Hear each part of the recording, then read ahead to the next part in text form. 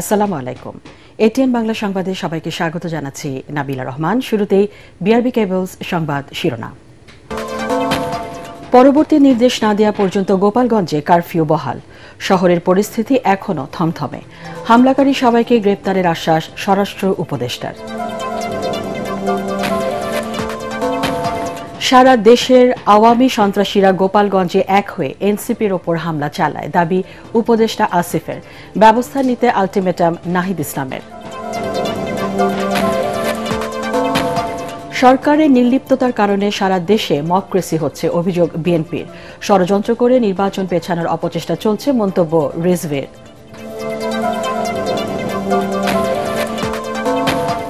আইনশৃঙ্খলা রক্ষাকারী বাহিনীর ভূমিকা নিয়ে প্রশ্ন তুলেছে জামায়াত ইসলামী। ফ্যাসিবাদ বিরোধী কর্মীদের ওপর হামলার কঠোর জবাব দেওয়ার হুঁশিয়ারি।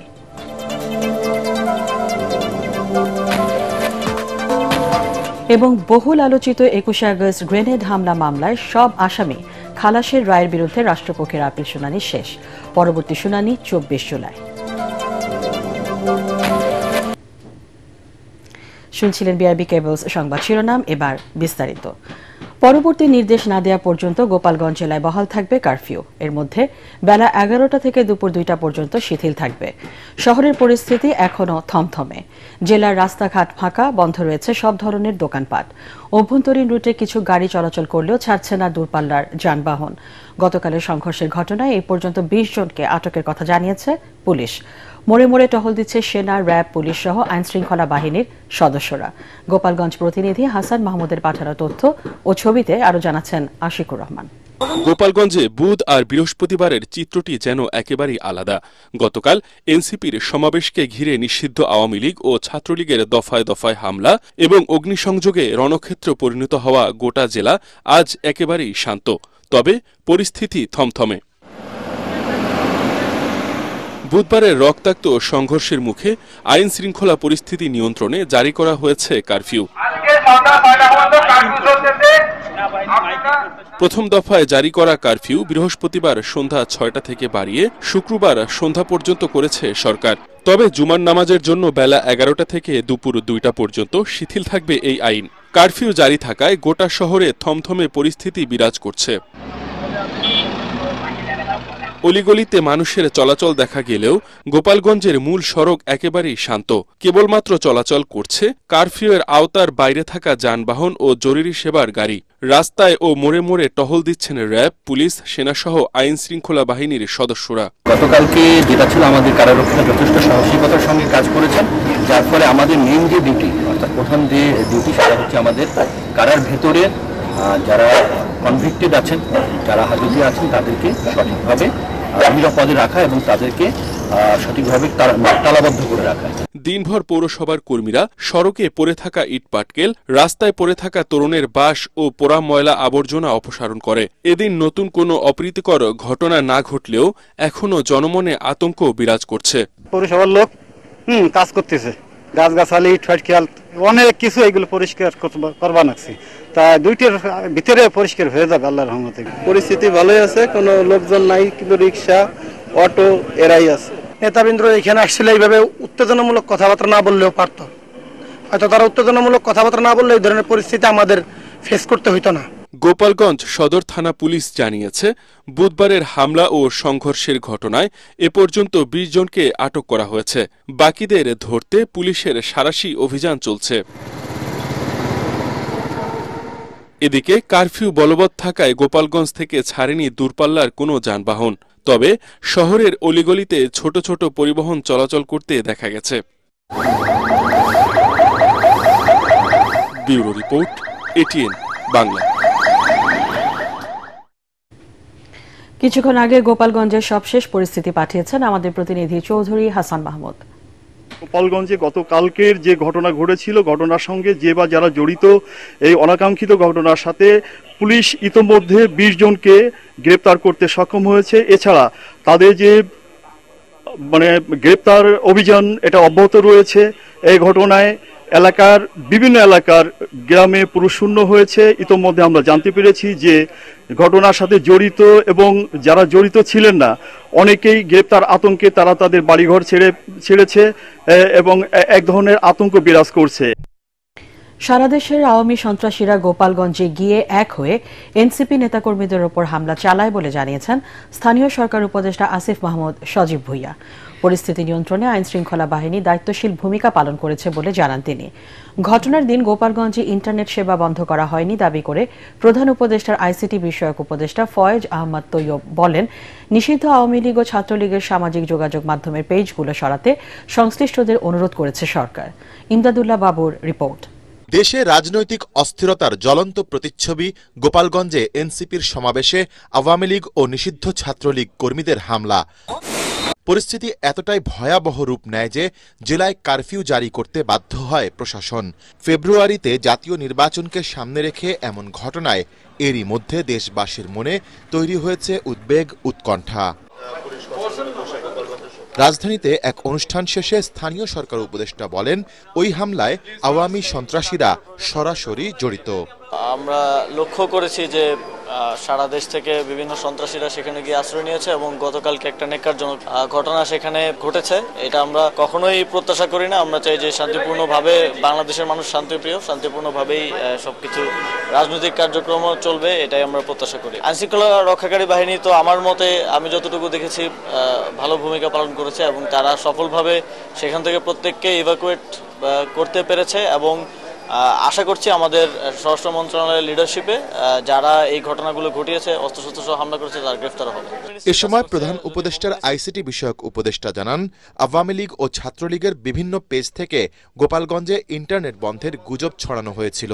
আমরা দেখাতে পারি কোনো ধরনের ইন্টারনেট বন্ধ কিংবা বিঘ্নের ঘটনা ঘটেনি। আমাদের সরকারের নীতিগত সিদ্ধান্ত হচ্ছে যে কোনো পরিস্থিতিতে আমরা ইন্টারনেট শাটডাউন করব না এবং ইন্টারনেট শাটডাউন আমাদের জুলাই স্পিরিটের বিরুদ্ধে যায়। আমরা নতুন আইন সংশোধনের কাজ করছি, সেখানে আমরা ইন্টারনেট যাতে বন্ধ না করা যায় তার সব ধরনের ব্যবস্থা রাখবো। বাংলাদেশের প্রজ্ঞাপন যেটা বলা হয়েছে যে এরা সন্ত্রাসী সংগঠন এবং এদের পেজগুলোকে টেক ডাউন করার ব্যাপারে জানানো হয়েছে, কিন্তু আমরা তাদের মতামতের রেসপন্সের অপেক্ষা করছি।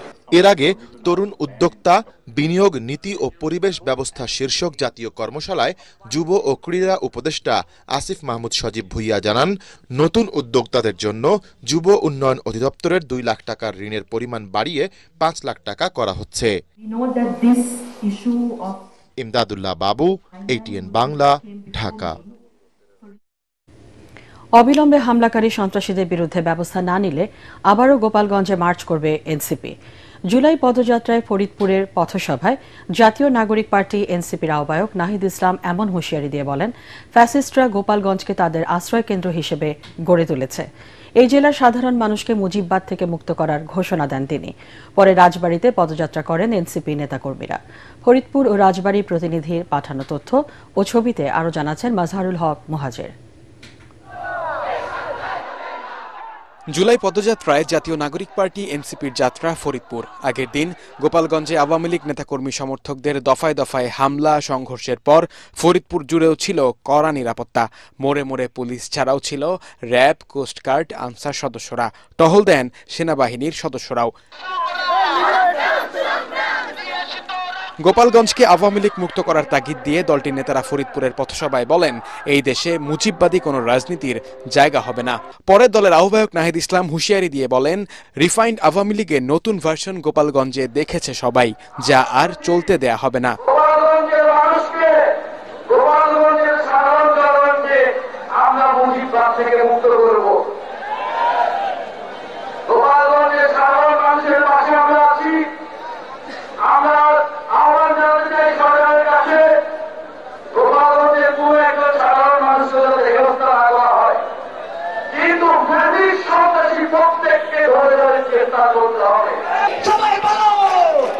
পরে রাজবাড়ীর উদ্দেশ্যে পদযাত্রা করে এনসিপির নেতাকর্মীরা। সেখানে আগে থেকেই গোপালগঞ্জের হামলার প্রতিবাদে বিক্ষোভ ও অবরোধ করে তারা। দাবি জানানো হয় হামলাকারীদের দ্রুত গ্রেফতার ও বিচারের। মাজহারুল হক মুহাজির, ATN বাংলা। গোপালগঞ্জে জাতীয় নাগরিক পার্টি এনসিপির কেন্দ্রীয় নেতাদের উপর হামলার প্রতিবাদে চট্টগ্রামে বিক্ষোভ মিছিল ও প্রতিবাদ সমাবেশ করেছেন দলটির নেতাকর্মীরা। নগরীর ২ নম্বর গেট মোড়ে জড়ো হয়ে এই কর্মসূচি পালন করেন তারা। সমাবেশে হামলার ঘটনায় জড়িতদের দ্রুত আইনের আওতায় আনার দাবি জানানো হয়। এ সময় এনসিপির কর্মসূচিতে যোগ দিয়ে একই দাবি জানায় বাংলাদেশ গণতান্ত্রিক ছাত্র সংসদ ও বৈষম্য বিরোধী ছাত্র আন্দোলন।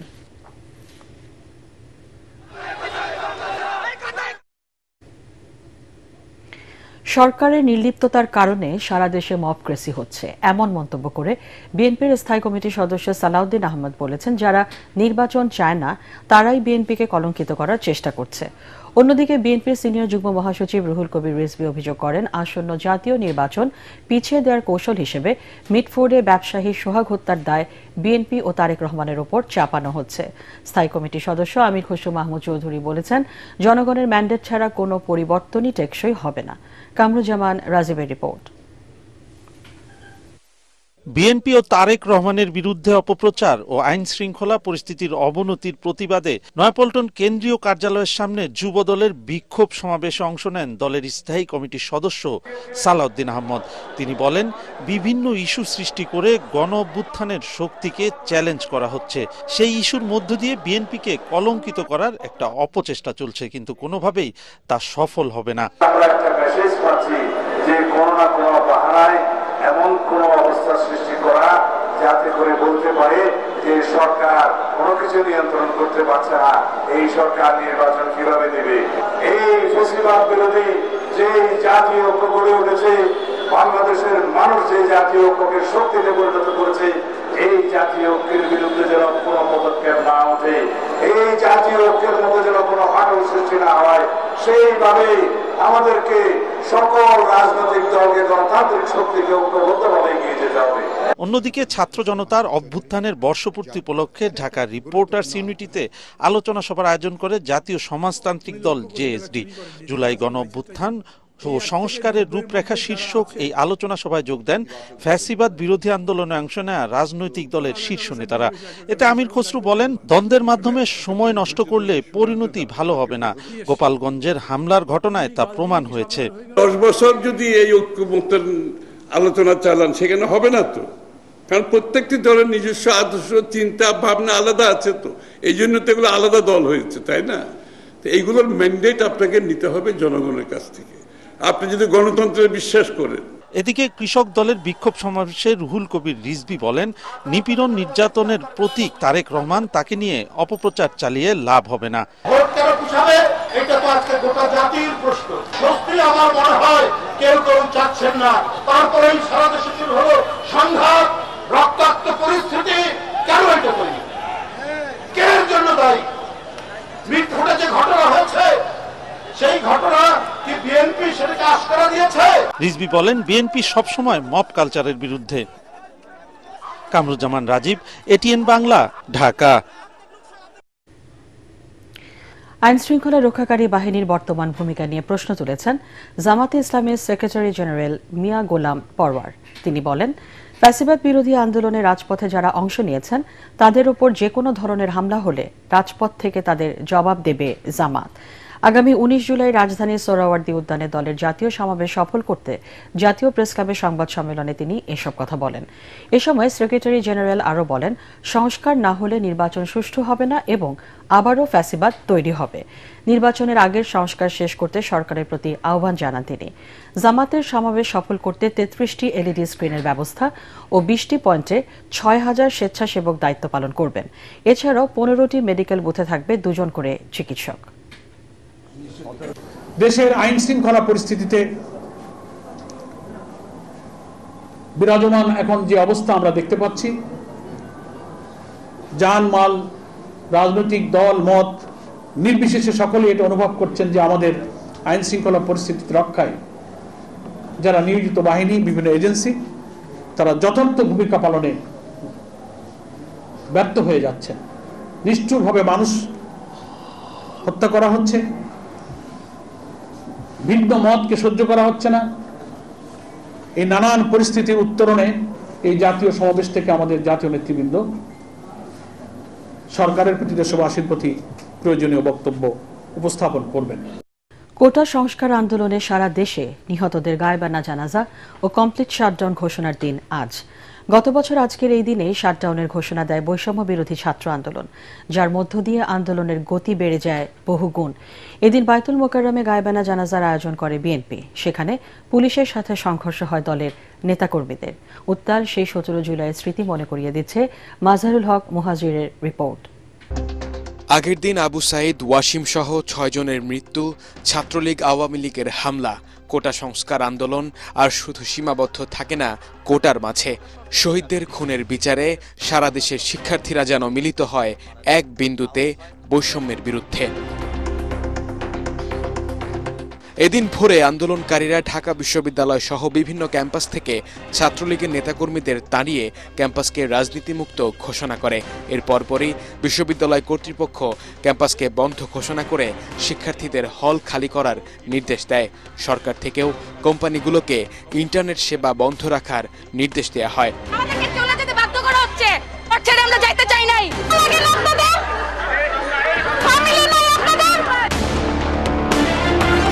এদিকে নিহতদের মাগফেরাত কামনায় 17 জুলাই ঢাকা বিশ্ববিদ্যালয়ের রাজু ভাস্কর্যের সামনে গায়েবানা জানাজার আয়োজন করে বৈষম্য বিরোধী ছাত্র আন্দোলন। এর আগেই পুলিশ টিয়ার গ্যাস ও সাউন্ড গ্রেনেড নিক্ষেপ করে শিক্ষার্থীদের ছত্রভঙ্গ করে দেয়। আমাদেরকে ব্রাশ ফায়ার করে মারা নিতে হবে, অথবা বিসি স্যার আসবে, বিসি স্যার আইসা উনার সন্তানদেরকে এইভাবে নির্যাতন করা হয়েছে, এটার সমাধান উনি দিবে। এত ক্যাম্পাসে থাকার জন্য আসলে বের হয়ে যাচ্ছিলাম, তারা ইচ্ছা করে পরিস্থিতি অস্থিতিশীল করতে চায়। সারা দেশের চিত্রটা ছিল সেদিন এমনই। পুলিশের সাথে শিক্ষার্থীদের বিরুদ্ধে একযোগে কাজ করে ছাত্রলীগ, যুবলীগ সহ আওয়ামী লীগের বিভিন্ন অঙ্গ সংগঠনের নেতাকর্মীরা। এদিন শহীদদের স্মরণে গায়েবানা জানাজার আয়োজন করে বাংলাদেশ জাতীয়তাবাদী দল বিএনপিও। বায়তুল মোকাররমে নিহতদের স্মরণে এই গায়েবানা জানাজাতেও বাধা দেয় পুলিশ। আমরা তাদেরকে নৈতিক সমর্থন দিয়েছি, কারণ এটা আমরা মনে করি যে তাদের এই আন্দোলন যুক্তিসঙ্গত। দিন শেষে সন্ধ্যায় জাতির উদ্দেশ্যে নাটকীয় এক ভাষণ দেন তৎকালীন প্রধানমন্ত্রী শেখ হাসিনা। আপনজন হারাবার বেদনা যে কত কষ্টে, তা আমার থেকে আর কে বেশি জানে। রাতেই আন্দোলনের অন্যতম সমন্বয়ক আসিফ মাহমুদ, সার্জিস আলমরা ফেসবুক পোস্টের মাধ্যমে ঘোষণা দেন দেশব্যাপী কমপ্লিট শাটডাউনের। সারা দেশে প্রতিটি স্কুল, কলেজ, বিশ্ববিদ্যালয় ও মাদ্রাসার শিক্ষার্থীদের এই কর্মসূচি সফল করার আহ্বান জানানো হয়। এভাবেই আন্দোলনের মোড় ঘুরে যায়। ফ্যাসিবাদের পতনধ্বনি শোনাতে ধাপে ধাপে এগিয়ে যায় ছাত্র জনতা। মাজহারুল হক মুহাজির, এটিএন বাংলা, ঢাকা। গত বছর কোটা সংস্কার আন্দোলনে অংশ নিয়ে 16 জুলাই শহীদ হন কক্সবাজারের তরুণ ছাত্রদল নেতা ওয়াসিম আকরাম। স্বপ্ন ছিল গ্র্যাজুয়েশন শেষ করে বিসিএস ক্যাডার হওয়ার, কিন্তু মুহূর্তেই থেমে যায় তার সেই স্বপ্ন। এই তরুণ দেশপ্রেমীর আত্মত্যাগের 1 বছর পূর্ণ হয়েছে। মা ভুলতে পারছেন না সেসব দিনের কথা। শোকের মাতম চলছে ওয়াসিমের বাড়িতে। কক্সবাজার প্রতিনিধি মোয়াজ্জেম হোসাইন শাকিলের পাঠানো রিপোর্ট জানাচ্ছেন আশিকুর রহমান। কক্সবাজারের পেকুয়া উপজেলার সদর ইউনিয়নের 9 নং ওয়ার্ডের বাগগুজারা বাজারপাড়া এলাকার প্রবাসী সফিউল আলম ও জোসনা বেগমের 5 সন্তানের মধ্যে তৃতীয় ওয়াসিম আকরাম। সমাজবিজ্ঞানে অনার্স শেষ করে বিসিএস এ প্রশাসন ক্যাডারে যোগ দেওয়ার স্বপ্ন দেখেছিলেন। মাকে স্মার্টফোন কিনে দিয়ে প্রতিদিন ভাগ করে নিতেন নিজের স্বপ্নের গল্প। গত বছর জুলাই আন্দোলনে চট্টগ্রাম শহরের মুরাদপুর এলাকায় পুলিশ, ছাত্রলীগ, যুবলীগের সংঘর্ষে নিহত হন ওয়াসিম আকরাম সহ আরও 3 জন। কোটা নাকি মেধার লড়াইয়ে জীবনের সমাপ্তি ঘটে এক স্বপ্নবাজ তরুণের। লাল সবুজের পতাকার এই বাংলাকে স্বৈরাচার মুক্ত করতে ফ্যাসিস্টের লেলিয়ে দেওয়া বাহিনীর বুলেটে রাজপথ রাঙাতে হলো ওয়াসিমকে। পাহাড় গুনছি কবে আসবে ফিরে মোরে মেজো বাইজা মেজর কথা বলিলে মায়ের যুগ করে চল চল। আমি যদি জিজ্ঞেস করতে বলতো যে আমি যদি রাজপথে শহীদ হতে পারি, আমার দেশের জন্য শহীদ হতে পারি, এটা আমার জন্য করবে, তোমাদের জন্য করবে, এরকম বলতো। ছেলে হারানোর বেদনায় শোকাহত মা শয্যাশয়ী হয়ে সন্তান হারানোর ব্যথা নিয়ে দিন পার করছেন শুয়ে বসে। সন্তানের কিনে দেয়া স্মার্টফোনটি হাতে নিয়ে বিলাপ করেন দুঃখিনী মা। 15 তারিখ রাতে ভালো আছি, ভালো হয় না, ভালো হয় বিজ্ঞান আছে, ভালো আছে, স্বপ্ন আসলে মানে নষ্ট হয়ে যায়। ছোট বন্ধু না লেখাপড়া করে মন যাবে, ডাক্তার বানাবো। শহীদ ওয়াসিম আকরাম চট্টগ্রামের প্রথম শহীদ হিসাবে তিনি শহীদ হয়েছেন এবং তিনি শহীদ হওয়ার পূর্বে তিনি সামাজিক যোগাযোগ মাধ্যমে যে স্ট্যাটাসটি দিয়েছিলেন এবং চলে আসুন 16 শহরে, এই যে তিনি শুধু একা আসেন নাই, তিনি যে বাংলাদেশের সকল গণতান্ত্রিক মানুষকে তিনি ঐক্যবদ্ধ করে ডাক দিয়েছিলেন, কিন্তু সবাই এসেছিলেন, হয়তো অনেকে ফিরে গিয়েছিলেন, কিন্তু শহীদ ওয়াসিম আর ফিরে যেতে পারেননি, তিনি শহীদ হয়েছেন। ওয়াসিম আকরামের মতো হাজারো শহীদের রক্তস্নাত বিপ্লবের মাধ্যমে ফ্যাসিবাদ পতন ঘটিয়ে বাংলার আকাশে উদিত হয় লাল সূর্য, ছাত্র জনতার বিজয় হয়। শহীদ ওয়াসিম আকরামের রক্তের দাগ শুকিয়ে গেলেও মায়ের মনে ছেলে হারানোর ক্ষত কবে শুকাবে এই প্রশ্ন এখন সবার মনে। কবে হবে সেই ফ্যাসিস্ট খুনিদের বিচার? আর কত অপেক্ষা? Ashikur Rahman, ATN Bangla. 21 August grenade হামলার মামলায় তারেক রহমান সহ সব আসামিকে খালাসের বিরুদ্ধে রাষ্ট্রপক্ষের আপিল শুনানি 24 জুলাই পর্যন্ত মুলতবি করেছেন আপিল বিভাগ। দুপুরে প্রধান বিচারপতি সৈয়দ রেফাত আহমেদের নেতৃত্বাধীন আপিল বিভাগ এই আদেশ দেন। এদিন শুনানির শুরুতে এই মামলার পলাতক 2 আসামির পক্ষে কোনো আইনজীবী নিয়োগ না হওয়ায় বিস্ময় প্রকাশ করেন প্রধান বিচারপতি।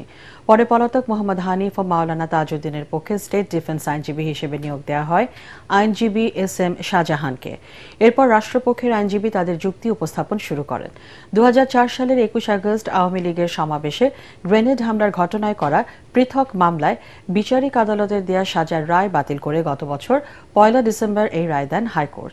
এই রায়ের ফলে তারেক রহমান, লুৎফুজ্জামান বাবর সহ গ্রেনেড হামলা মামলার আসামিরা খালাস পান। স্টেট ডিফেন্স আইনজীবী SM শাহজাহান বলেন, মুফতি হান্নান সহ যারা স্বীকারোক্তি দিয়েছেন সেগুলো আবারও দেখবে আপিল বিভাগ।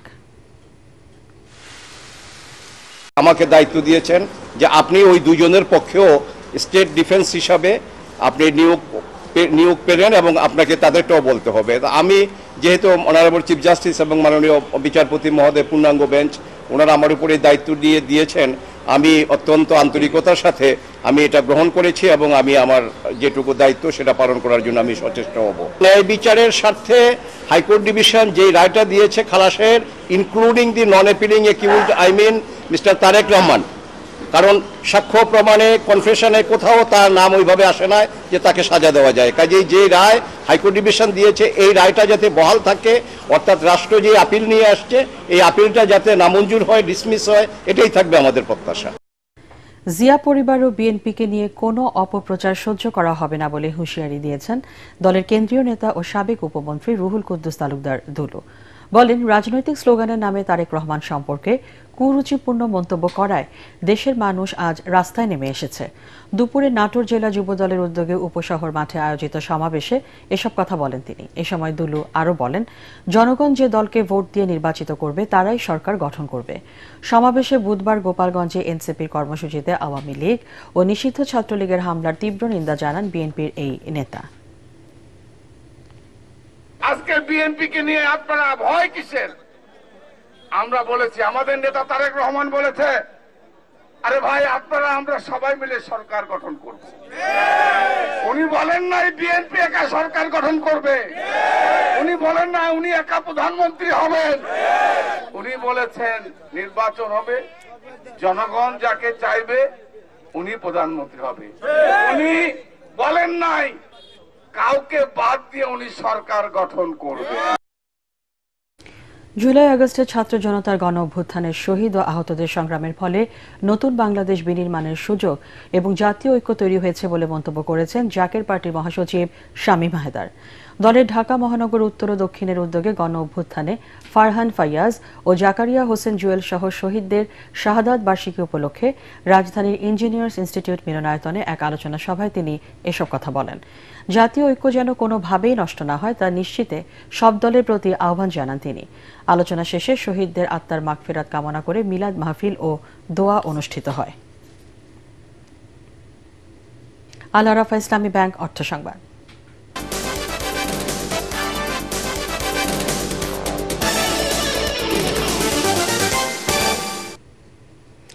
শেরপুরে জমে উঠেছে সপ্তাহব্যাপী বৃক্ষরোপণ অভিযান ও বৃক্ষমেলা। জেলা প্রশাসক কার্যালয়ে ডিসি উদ্যানে বিশাল চত্বর জুড়ে প্রতিদিন সকাল থেকে রাত পর্যন্ত বৃক্ষপ্রেমীদের আনাগোনায় মুখর থাকছে এই মেলা। বিভিন্ন প্রজাতির ফলদ ও বনজ সহ সব ধরনের গাছের চারা ভালো বিক্রি হওয়ায় সন্তোষ প্রকাশ করেছেন নার্সারি মালিকরা। মেলায় 50টি স্টল রয়েছে। 19 জুলাই পর্যন্ত চলবে এই মেলা। এবার আন্তর্জাতিক সংবাদ।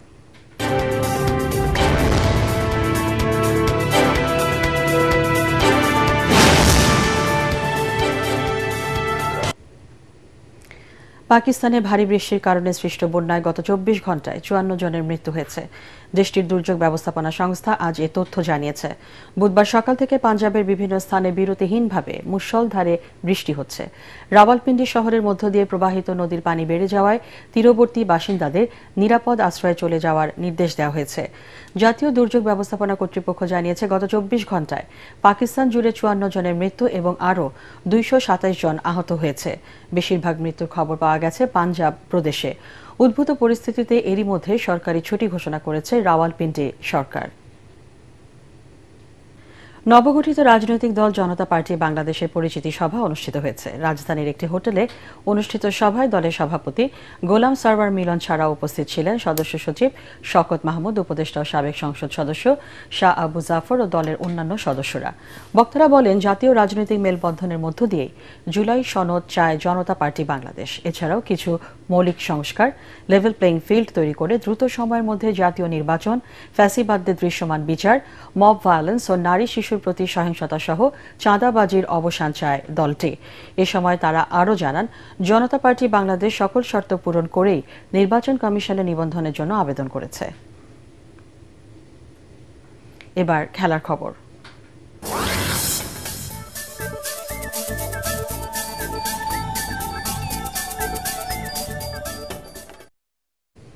পারফরম্যান্সের ধারাবাহিকতা বজায় রাখাই দলের এখন মূল চ্যালেঞ্জ বলে জানিয়েছেন জাতীয় দলের ম্যানেজার নাফিস ইকবাল। সকালে শ্রীলঙ্কা সিরিজ শেষে দেশে ফিরে বিমানবন্দরে একথা বলেন তিনি। এ সময় নাফিস বলেন, সংক্ষিপ্ত ফরম্যাটে ভালো খেলার যাত্রাটা এখান থেকেই শুরু করতে চান তারা। এর আগে শেখ মেহেদী আর শামীম পাটোয়ারি ছাড়া স্কোয়াডের বাকি সদস্যরা সকালে শ্রীলঙ্কা থেকে ঢাকায় পৌঁছান। অনেক মোটিভেটেড। এই ধরনের victory is always important for a team, specially যেই পিরিয়ডে আমরা যাচ্ছিলাম। এই রেজাল্টটা বাংলাদেশের জন্য, দেশের জন্য বলেন বা প্লেয়ারদের জন্য বলেন বা বোর্ডের জন্য বলেন, it was very important leading in to the series. দেখেন, আমরা একদিনের মাথায় আবার কিন্তু নতুন সিরিজে ঢুকবো। সো ওইভাবে আলাপ আলোচনা হয়েছে আমাদের, যে আমাদের খেলা কিন্তু শেষ হয়নি। ইটস নট দ্যাট যে আমরা বাসায় ফিরে গেছি, জাস্ট আজকের দিনটা একটু হয়তো রেস্ট নিবে, কালকে থেকে যে যার কাজে আবার নেমে যাবে। শ্রীলঙ্কার বিপক্ষে সিরিজ জয় আগামী টি-20 বিশ্বকাপে বাংলাদেশ দলের জন্য অনুপ্রেরণা হবে বিশ্বাস বাংলাদেশ দলের অধিনায়ক লিটন দাসের। কলম্বোতে ম্যাচ পরবর্তী সংবাদ সম্মেলনে তিনি জানান, আগে থেকেই তিনি নির্ধারণ করে রেখেছিলেন এ ম্যাচে খেলাবেন শেখ মেহেদীকে। রিপোর্ট করছেন SM আশরাফ। বাংলাদেশ দল এখন বলতেই পারে, শেষ ভালো যার সব ভালো তার। শ্রীলঙ্কাকে তাদেরই মাটিতে রীতিমতো উড়িয়ে সিরিজ জিতেছে টাইগাররা। অধিনায়ক হিসেবে প্রথমবারের মতো এমন সুখকর অভিজ্ঞতা হলো লিটন দাসের।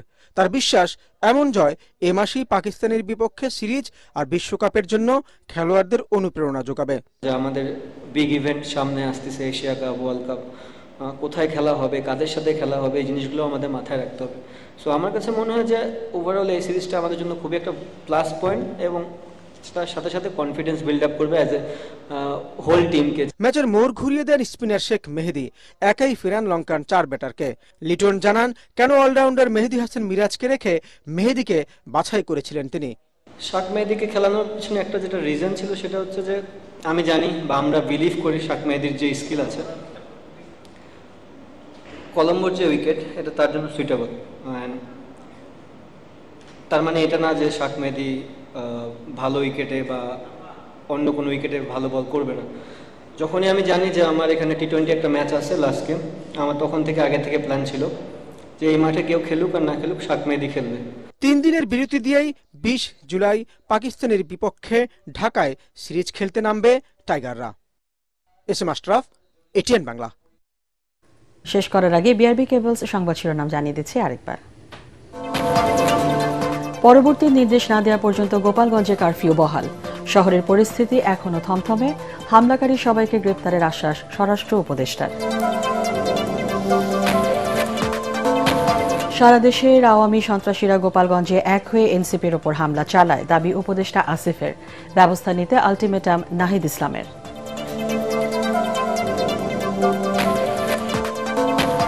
সরকারের নির্লিপ্ততার কারণে সারা দেশে মবক্রেসি হচ্ছে, অভিযোগ বিএনপির। ষড়যন্ত্র করে নির্বাচন পেছানোর অপচেষ্টা চলছে, মন্তব্য রিজভীর।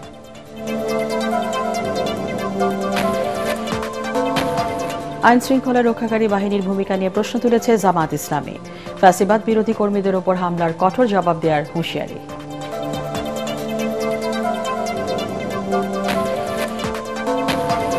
এবং বহুল আলোচিত 21শে আগস্ট গ্রেনেড হামলা মামলায় সব আসামি খালাসের রায়ের বিরুদ্ধে রাষ্ট্রপক্ষের আপিল শুনানি শেষ। পরবর্তী শুনানি 24 জুলাই। পরবর্তী সংবাদ দেখার আমন্ত্রণ জানিয়ে এখনকার মতো শেষ করছি। ATN বাংলা সংবাদ ইউটিউবে দেখতে ব্রাউজ করুন youtube/ATN Bangla News।